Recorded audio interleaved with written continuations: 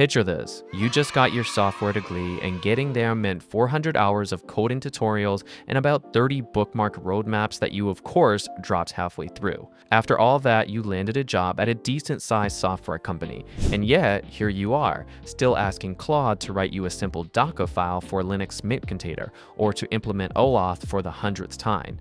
And the worst part, you've convinced yourself you're still learning. You're not. You've stagnated and you've just resigned yourself to copy-pasting code and clicking yes on Claude Code. Look, nobody decides one day to just stop growing as a developer. It happens through a few sneaky habits that feel productive on the surface while freezing you in place. And to be honest, I'm guilty of doing some of these myself to this day. And I promise by the end of this, you'll recognize at least one in yourself too.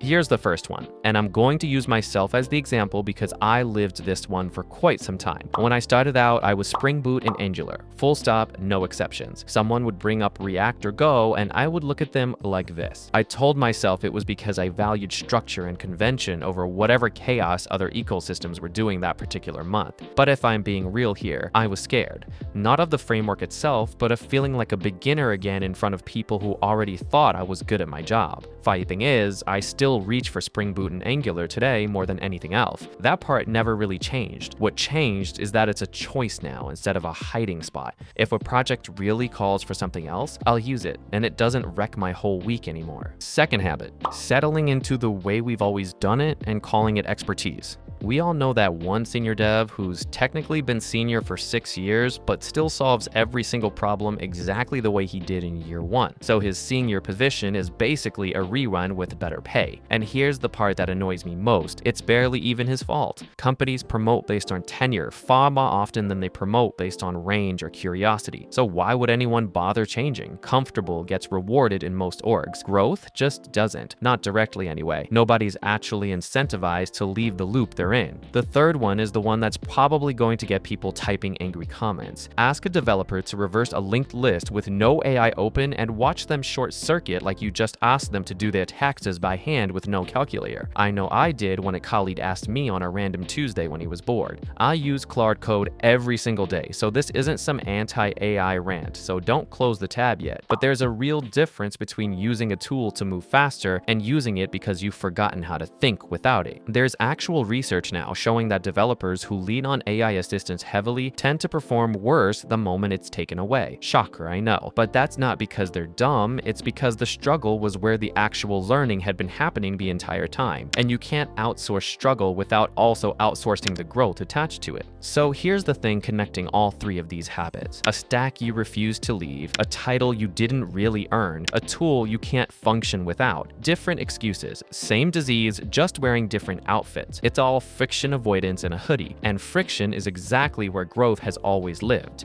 So here's your homework.